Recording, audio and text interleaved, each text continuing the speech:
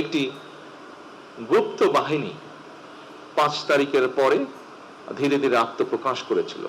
নির্বাচনের পরে এই গুপ্ত বাহিনীকে দিশাহারার মতন বক্তব্য রাখতেন। 12 তারিখের নির্বাচনে আমরা সকলে একসাথে কাজ করেছি, আমরা 12 তারিখের নির্বাচনে সফল হয়েছি। আপনারা নিশ্চয়ই দেখেছেন 5ই আগস্ট স্বৈরাচার বিতাড়িত হয়েছিল, কিন্তু স্বৈরাচার বিতাড়িত হওয়ার পরে একটি গুপ্ত বাহিনী 5 তারিখের পরে ধীরে ধীরে আত্মপ্রকাশ করেছিল। এবং আপনাদের পরিষ্কার, আমি ডিটেইলে যাব না, বাট আপনাদের পরিষ্কার মনে আছে যে তারা 12 তারিখের নির্বাচন এবং 12 তারিখের নির্বাচনের আগে ঠিক স্বৈরাচারী কায়দায় ভিন্ন ডিজিটাল ওয়েতে তারা কিভাবে তাদের কাজগুলো চালিয়েছিল, কিভাবে তারা চেষ্টা করেছিল বাংলাদেশের জনগণকে বিভ্রান্ত করার জন্য। বাট ঐতিহাসিকভাবে সত্য, বাংলাদেশের জনগণ যখনই স্বাধীনভাবে তাদের মতামত দেওয়ার সুযোগ পেয়েছে, তারা সকল সময় দেশের পক্ষে, জনগণের পক্ষে সঠিক সিদ্ধান্ত গ্রহণ করতে কখনো ভুল করেনি, এবং ঠিক 12 তারিখের নির্বাচনেও তারা সেটিই করেছে। আমি সঙ্গত কারণেই নামটি উচ্চারণ করতে চাইছি না। কয়েকদিন আগে আমার সাথে অন্তর্বর্তীকালীন সরকারের একজন উপদেষ্টা সাক্ষাৎ হয়েছিল।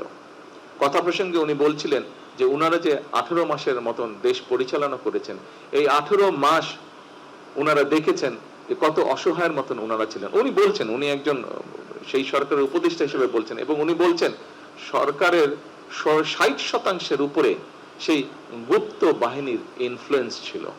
সেই গুপ্ত বাহিনী বিভিন্ন, এবং আমরা দেখেছি নির্বাচনের পরে এই গুপ্ত বাহিনীকে দিশাহারার মতন বক্তব্য রাখতে, বিভিন্ন রকম বক্তব্য রাখতে, এবং এখনো তারা বিভিন্ন রকম বক্তব্য রাখছে। তারা আমরা দেখেছি পত্রপত্রিকাতে, আমরা দেখছি সোশ্যাল মিডিয়াতে, আমরা দেখছি সেই ব্যক্তির বক্তব্য হচ্ছে যে এরা দিশাহারা হয়ে গেছে। 18 মাস তারা এমন ভাবে তারা পুরো জিনিসটাকে ব্যবহার করেছে তাদের পক্ষে, কিন্তু 12 তারিখে যখন জনগণ তাদের রায় প্রদান করেছে, তারপর থেকে তাদের মাথাটি খারাপ হয়ে গেছে।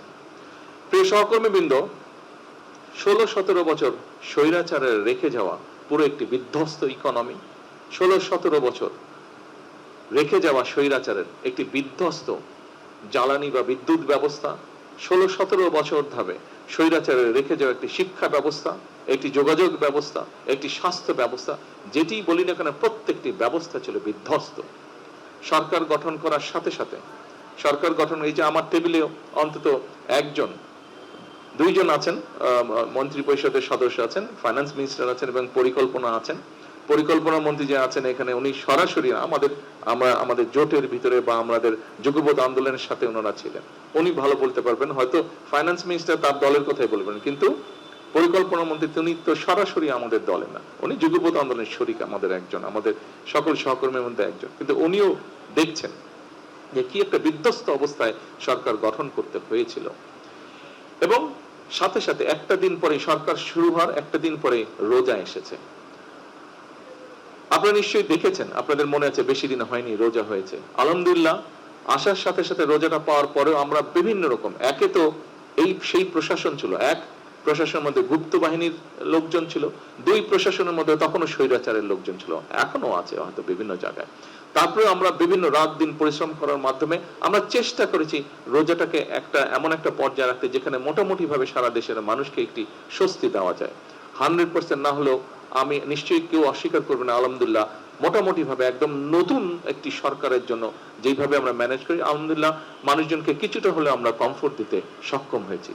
রোজাটি শেষ হবার আগেই একটি যুদ্ধ পরিস্থিতি, মধ্যপ্রাচ্যে একটি যুদ্ধ পরিস্থিতি তৈরি হয়েছিল, এবং যুদ্ধ পরিস্থিতি তৈরি হওয়ার সাথে সাথে একটু আগেই আমি বক্তব্যে বলেছি যে 16-17 বছর যে স্বৈরাচার ছিল, সেই স্বৈরাচার আমাদের দেশের জ্বালানি বিদ্যুৎ ব্যবস্থাকে এমন একটা বিধ্বস্ত বিপর্যস্ত অবস্থা রয়ে গেছে, 3 লক্ষ কোটি টাকা শুধু এখান থেকেই তারা আত্মসাৎ করেছিল। তাহলে বুঝেন একটি সেক্টর যেখান থেকে 3 লক্ষ কোটি টাকার মতন আত্মসাৎ হয়, সেই সেক্টরটির কি অবস্থায় এসে দাঁড়াতে পারে।